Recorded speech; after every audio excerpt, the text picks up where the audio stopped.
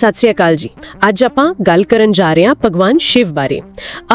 ਕਾਫੀ ਬਹੁਪੱਖੀ ਸ਼ਖਸੀਅਤ ਹੈ ਉਹਨਾਂ ਦੀ। ਹਾਂਜੀ, ਸਤਿ ਸ਼੍ਰੀ ਅਕਾਲ। ਬਿਲਕੁਲ, ਸ਼ਿਵ ਜੀ ਦੇ ਕਈ ਰੂਪ ਨੇ ਤੇ ਕਈ ਪਹਿਲੂ। ਤੇ ਸਾਡੇ ਕੋਲ ਨਾ ਕੁਝ ਧਾਰਮਿਕ ਗ੍ਰੰਥਾਂ ਦੇ ਹਵਾਲੇ ਨੇ, ਨਾਲੇ ਸ਼ਿਵ ਸੰਹਿਤਾ ਜਿਹੜਾ ਯੋਗ ਗ੍ਰੰਥ ਹੈ ਉਹਦੀ ਸਮੀਖਿਆ ਤੇ ਕੁਝ ਹੋਰ ਨੋਟਸ ਵੀ ਨੇ। ਤੇ ਅੱਜ ਦਾ ਆਪਣਾ ਮਕਸਦ ਇਹੀ ਹੈ ਕਿ ਇਹਨਾਂ ਸਾਰਿਆਂ ਚੋਂ ਸ਼ਿਵ ਜੀ ਦੇ ਜਿਹੜੇ ਮੁੱਖ ਰੂਪ ਨੇ, ਉਹਨਾਂ ਦੇ ਨਿਸ਼ਾਨ, ਪ੍ਰਤੀਕ ਤੇ ਯੋਗ ਨਾਲ ਜਿਹੜਾ ਗਹਿਰਾ ਸੰਬੰਧ ਹੈ, ਖਾਸ ਕਰਕੇ ਆਦਿ ਯੋਗੀ ਵਾਲਾ। ਹਾਂ, ਆਦਿ ਯੋਗੀ ਤੇ ਸ਼ਿਵ ਸੰਹਿਤਾ ਦੇ ਹਿਸਾਬ ਨਾਲ ਉਸ ਨੂੰ ਸਮਝੀਏ। ਬਿਲਕੁਲ। ਤਾਂ ਸ਼ੁਰੂ ਕਿੱਥੋਂ ਕਰੀਏ? ਤ੍ਰਿਮੂਰਤੀ ਤੋਂ? ਹਾਂ, ਉੱਥੋਂ ਹੀ ਸ਼ੁਰੂ ਕਰਦੇ ਹਾਂ। ਦੇਖੋ, ਤ੍ਰਿਮੂਰਤੀ 'ਚ ਬ੍ਰਹਮਾ ਜੀ ਨੂੰ ਸਿਰਜਣਹਾਰ ਕਿਹਾ ਜਾਂਦਾ, ਵਿਸ਼ਨੂੰ ਪਾਲਣਹਾਰ ਤੇ ਸ਼ਿਵ ਸੰਹਾਰਕ। ਸੰਹਾਰਕ, ਇਹ ਸ਼ਬਦ ਸੁਣ ਕੇ ਥੋੜਾ ਡਰ ਜਾ ਲੱਗਦਾ ਹੈ। ਹਾਂ, ਪਰ ਇਹ ਸਮਝਣਾ ਜ਼ਰੂਰੀ ਹੈ ਕਿ ਸ਼ਿਵ ਦਾ ਸੰਹਾਰ ਕੋਈ ਅੰਤ ਨਹੀਂ ਹੈ। ਮਤਲਬ ਇਹ ਤਾਂ ਇੱਕ ਤਰ੍ਹਾਂ ਦਾ ਪਰਿਵਰਤਨ ਹੈ, ਇੱਕ ਨਵੀਂ ਸ਼ੁਰੂਆਤ ਲਈ ਰਾਹ ਬਣਾਉਣਾ। ਅੱਛਾ, ਜਿਵੇਂ ਪੁਰਾਣੀ ਚੀਜ਼ ਹਟਾ ਕੇ ਨਵੀਂ ਲਿਆਉਣੀ। ਬਿਲਕੁਲ, ਜਿਸ ਨੂੰ ਪ੍ਰਲਯ ਕਹਿੰਦੇ ਨੇ। ਤੇ ਉਹਨਾਂ ਦਾ ਤਾਂਡਵ ਨਾਚ ਵੀ ਇਸੇ ਨਾਲ ਜੁੜਿਆ ਹੈ।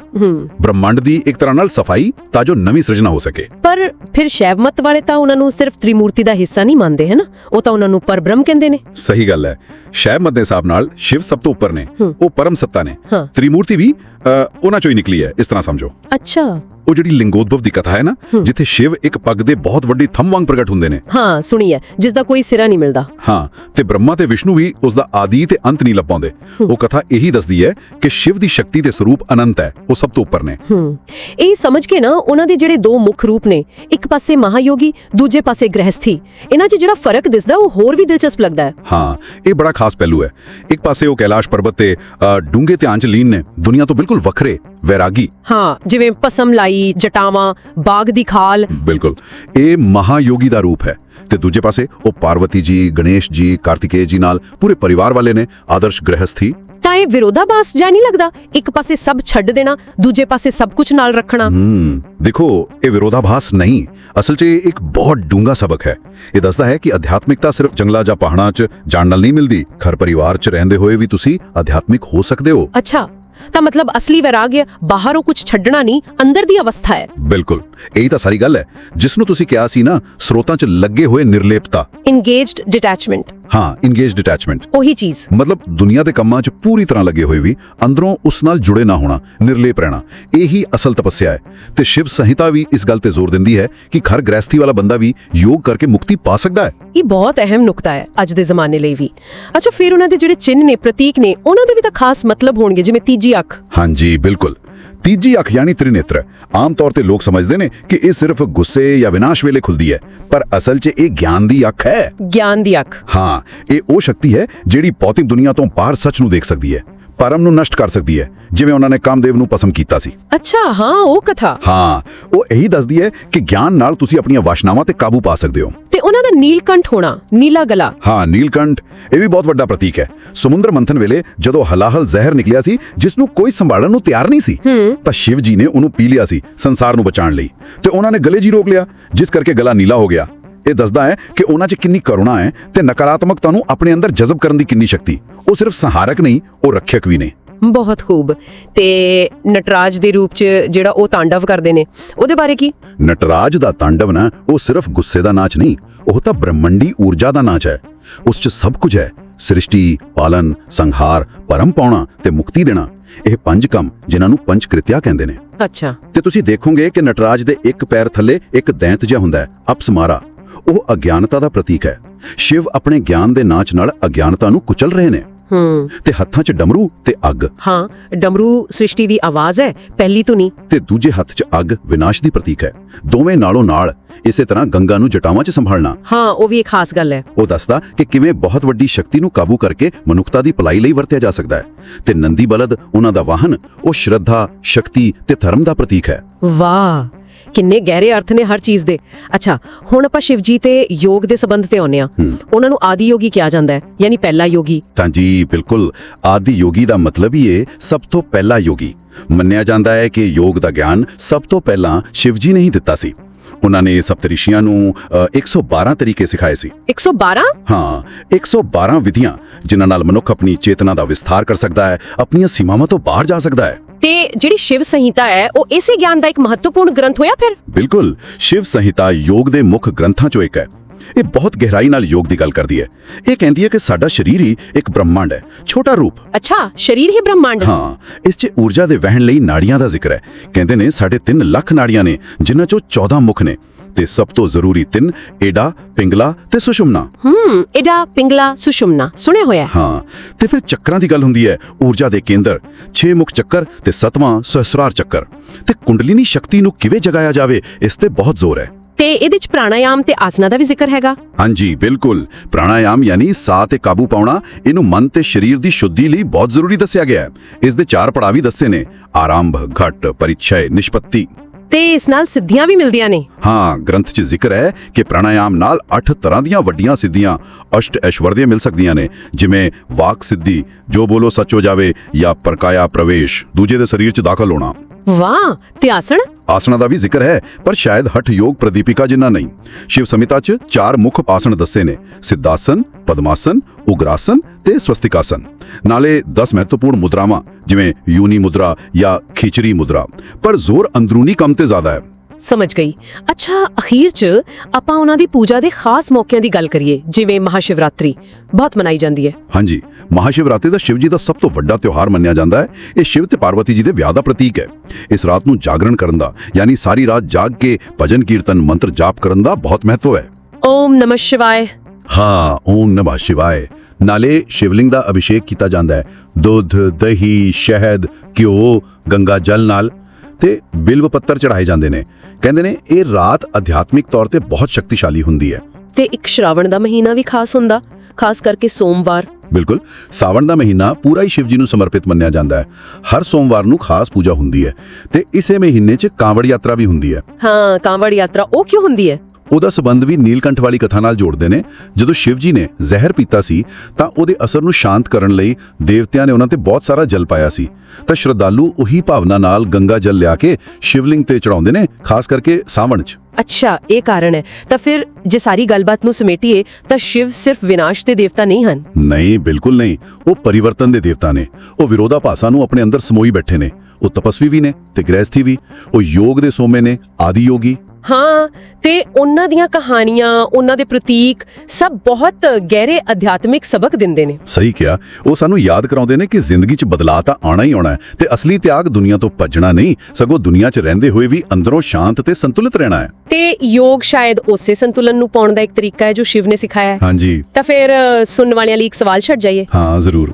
ਜਿਹੜੀ ਇਹ ਲੱਗੇ ਹੋਏ ਨਿਰਲੇਪਤਾ ਵਾਲੀ ਗੱਲ ਹੈ, ਇੰਗੇਜ ਡਿਟੈਚਮੈਂਟ, ਜੀ। ਜੋ ਸ਼ਿਵ ਜੀ ਦੇ ਜੀਵਨ ਤੋਂ ਸਿੱਖਣ ਨੂੰ ਮਿਲਦੀ ਹੈ, ਇਹ ਅੱਜ ਦੀ ਜਿਹੜੀ ਭੱਜ ਦੌੜ ਵਾਲੀ ਜ਼ਿੰਦਗੀ ਹੈ, ਉਹਦੀਆਂ ਚੁਣੌਤੀਆਂ ਨਾਲ ਸਿੱਝਣ 'ਚ ਕਿਵੇਂ ਮਦਦ ਕਰ ਸਕਦੀ ਹੈ? ਸੋਚਣ ਵਾਲੀ ਗੱਲ ਹੈ ਨਾ? ਬਿल्कुल, बहुत अहम सवाल है आज के समय लिए। आइए आज के मवाद में गहराई तक उतरते हैं। आज हम बात कर रहे हैं हिंदू देवता शिव की, एक ऐसी शख्सियत जो बड़ी दिलचस्प है, तजादात से भरी हुई। जी बिल्कुल। वो अजीम योगी भी हैं और एक मिसाली खानदान वाले भी, तबाह करने वाले भी और नई जिंदगी देने वाले भी। जी हाँ, और हमारे पास जो मवाद है देखें, इसमें शिव पर एक तफसीली मजमून भी है, योगा पर शिव संहिता का एक जायजा और कुछ नोट्स भी हैं। तो मकसद यही है कि शिव की जो ये पेचीदा शख्सियत है ना, उनकी अलामात और योगा में उनकी जो अहमियत है, उसके अहम पहलुओं को समझा जाए। बिल्कुल, तो शुरू करते हैं कि शिव कौन है। मवाद कहता है कि वो हिंदू तसलीस यानी त्रिमूर्ति का हिस्सा है। ब्रह्मा तख्लीक करते हैं, विष्णु हिफाजत और शिव उन्हें तबाह करने वाला कहा जाता है। जी, लेकिन यहाँ ये समझना जरूरी है कि ये तबाही कोई मतलब मनफी चीज नहीं है। इसे नई तख्लीक और एक बुलंद शऊर की तरफ पहला कदम समझा जाता है। अच्छा। उनके अलकाबात भी देखें, महादेव, अजीम खुदा या भोलेनाथ यानी सादा भगवान, ये सब उनकी शख्सियत के मुख्तलिफ रंग दिखाते हैं। जो बात मुझे सबसे ज्यादा दिलचस्प लगती है वो यही तजाद है। एक तरफ वो हिमालय में गहरे ध्यान में बैठे महायोगी जी, और दूसरी तरफ पार्वती के साथ एक मुकम्मल घरेलू जिंदगी गुजारने वाले गृहस्थ। इसमें क्या राज है? दरअसल ये तजाद नहीं, ये एक गहरा फिलोसोफियाना सबक है। यूं समझें कि शिव ये सिखा रहे हैं कि हकीकी रूहानी आजादी यानी विराग्या या लातल्लुकी ये कोई बाहर से सब कुछ छोड़ देना नहीं है। अच्छा जी, बल्कि ये अंदरूनी शऊर की एक कैफियत है। मतलब दुनिया के कामकाज में रहते हुए भी आप अंदर से गैर मुतासिर रह सकते हैं। शिव संहिता में भी इसका जिक्र है कि गृहस्थ यानी घर वाला वो भी दानिशमंदाना अमल और अपने हवास पर काबू पाकर निजात हासिल कर सकता है। ये तो वाकई बहुत दिलचस्प नुक्ता है। अच्छा, शिव की तीसरी आंख जिसे ज्ञान चक्षु कहते हैं, जी, उसकी क्या अहमियत है?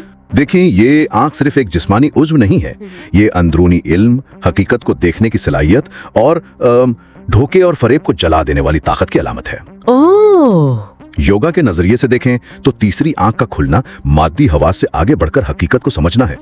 ये ख्वाहिशात और वहम को खत्म करके आपको लामहदूद शऊर की तरफ ले जाती है। जबरदस्त। और इनका एक नाम नीलकंठ भी है, मतलब नीले गले वाला। इसके पीछे क्या कहानी है? जी, नीलकंठ ये वाकया समुद्र मंथन के दौरान पेश आया था, जब देवताओं और असुरों ने अमृत हासिल करने के लिए समुद्र को बुलोया था। हाँ, वो मशहूर वाकया। इसी दौरान हिलाहल नामी एक बड़ा महलिक जहर निकला जो पूरी दुनिया को तबाह कर सकता था। तो शिव ने कायनात को बचाने की खातिर ये जहर पी लिया। हो खुदाया। लेकिन उनकी बीवी पार्वती, उन्होंने जहर को उनके जिस्म में फैलने से रोकने के लिए उनका गला दबा दिया, जिससे गला नीला पड़ गया। तो ये उनकी बेपनाह हमदर्दी और दुनिया की मनफियात को अपने अंदर जज्ब करने की अलामत है। क्या बात है, कुर्बानी की एक बहुत ताकतवर अलामत है। अच्छा, शिव की एक और मशहूर शक्ल नटराज की है, रक्स के भगवान। इस रूप के बारे में कुछ बताइए। जी, नटराज, उनका रक्स जिसे तांडव कहते हैं, वो कायनात की तख्लीक, उसके तहफ्फुज और फिर उसकी तबाही के मुसलसल चक्कर की अलामत है। वो अपसमारा नामी एक बोने शैतान पर रक्स कर रहे हैं, जो जहालत की अलामत है। अच्छा, जहालत पर रक्स। बिल्कुल। उनके एक हाथ में डमरू है जिसकी आवाज तख्लीक की पहली गूंज है, दूसरे हाथ में आग है जो तबाही की निशानी है। ये रक्स कायनात की दायमी हरकत और ताल को जाहिर करता है। और दूसरी अलामतें जैसे त्रिशूल? जी, त्रिशूल 3 बुनियादी गुणों यानी सतो, रजस, तमस की निशानदेही करता है। सर से बहती गंगा पाकीज़गी और ताकत पर काबू पाने की अलामत है, और नंदी बैल वो अकीदत और सब्र की मिसाल है। ये सब बहुत गहरे मानी रखते हैं। मवाद में शिव को आदि योगी यानी पहला योगी भी कहा गया है। योगा से उनका क्या ताल्लुक है, ये थोड़ा वाज़ेह करें। बिल्कुल। आदि योगी रिवायत ये कहती है कि 15,000 साल से भी पहले शिव ने आदि योगी के रूप में हिमालय में योगा का मुकम्मल इल्म 7 ऋषियों को यानी सप्त ऋषियों को दिया। 15,000 साल पहले? जी, यही माना जाता है। उन्होंने इंसानी शऊर को उसकी मौजूदा हुदूद से आगे ले जाने के 112 तरीके बताए।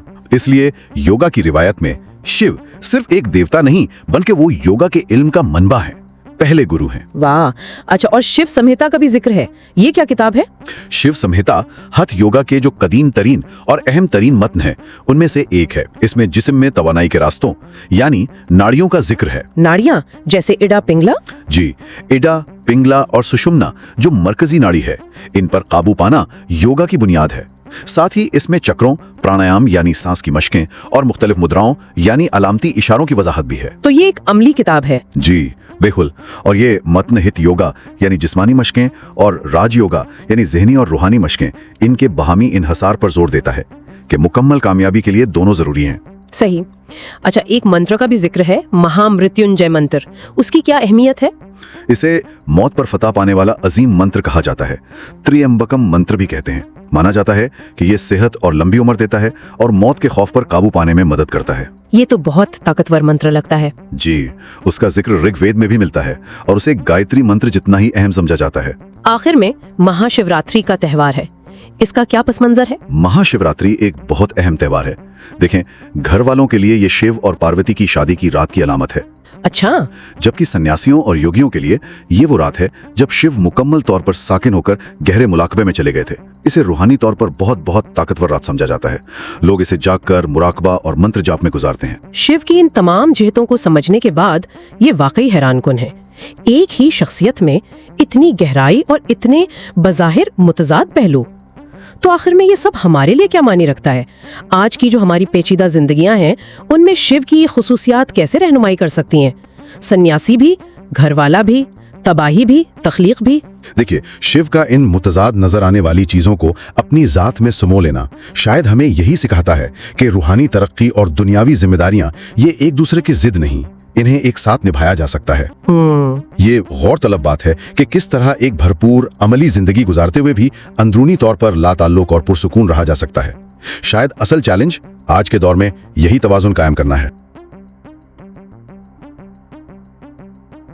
वो वैरागी भी है और गृहस्थ भी, वो विनाशक भी है और सृजनकर्ता भी। एक ऐसी शक्ति जो विरोधाभासों से परे है।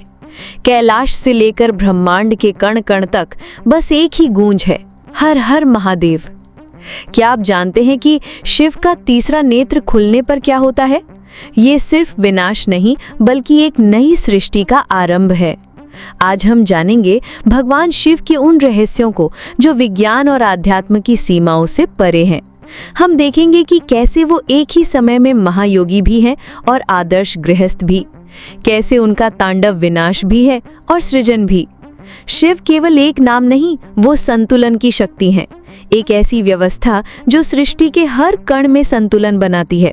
वो देवता नहीं, एक पूरा दर्शन है, एक ऐसा दर्शन जो सिखाता है दुनिया में रहो पर दुनिया को अपने अंदर मत रहने दो, यानी संसार के बाजार में खड़े होकर भी ध्यान में रहना, हर कर्तव्य को पूरी निष्ठा से निभाना पर मन को एक शांत सरोवर की तरह स्थिर रखना जिसमें कोई लहर ना उठे।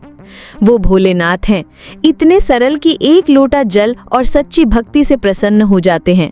और वो महाकाल रुद्र भी हैं, जिनकी एक हुंकार से ब्रह्मांड कांप उठता है और अधर्म का नाश हो जाता है। याद कीजिए समुद्र मंथन का वो प्रलयंकारी दृश्य, जब ब्रह्मांड को जलाकर राख कर देने वाला महाविष हलाहल अपनी पूरी ज्वाला के साथ प्रकट हुआ और उसकी एक बूंद से ही जब सृष्टि कांपने लगी तो देवता और असुर दोनों ही अपनी जान बचाकर भागे। जब कोई रास्ता नहीं बचा तब कौन आगे आया? महादेव। उन्होंने शांत भाव से उस विष को अपने कंठ में रोककर पूरी सृष्टि को जीवन दान दिया और नीलकंठ कहलाए। ये सिर्फ एक कहानी नहीं, ये त्याग और करुणा की वो सर्वोच्च मिसाल है जो सिखाती है कि असली नायक वही है जो दुनिया के सारे दुख, सारे जहर को अपने भीतर संभाले ताकि दूसरों के लिए अमृत बरस सके। उनकी जटाओं से बहती गंगा सिर्फ एक नदी नहीं, बल्कि ज्ञान और पवित्रता की वो अविरल धारा है जो हमारे पाप और अज्ञान को धो देती है। उनका डमरू सिर्फ एक वाद्य नहीं, बल्कि ब्रह्मांड की धड़कन है, वो आदिनाद ओम है जिससे समय का चक्र चलता है। और उनका त्रिशूल, ये केवल एक शस्त्र नहीं, ये सृष्टि के 3 मूल स्तंभों सत, रज और तम पर शिव के स्वामित्व का प्रतीक है। ये दिखाता है कि वो इन तीनों से परे हैं और वही इन तीनों में संतुलन स्थापित करते हैं। तो शिव का हर रूप, हर कथा हमें एक ही गहरा सच सिखाती है कि हर अंत ही एक नए और बेहतर आरंभ का द्वार है। शिव का सार है, परिवर्तन ही जीवन का सत्य है। तो चलिए मिलकर शिव की इस अद्भुत यात्रा को और लोगों तक पहुंचाएं। इस वीडियो को लाइक करें, शेयर करें और कमेंट्स में हर हर महादेव जरूर लिखें। तो याद रखिए, शिव कोई मूर्ति या तस्वीर नहीं, बल्कि आपके भीतर की चेतना का वो शिखर है जहां पहुंचकर सारे द्वंद्व समाप्त हो जाते हैं और केवल आनंद बचता है। वो आदि है और वही अनंत है। अगली बार हम जानेंगे कि क्यों शिव का अर्ध नारीश्वर रूप यानी आधा पुरुष और आधी स्त्री का स्वरूप आज के युग के लिए सबसे बड़ा और जरूरी संदेश है। तब तक के लिए शिव की ऊर्जा आपके साथ रहे। हर हर महादेव।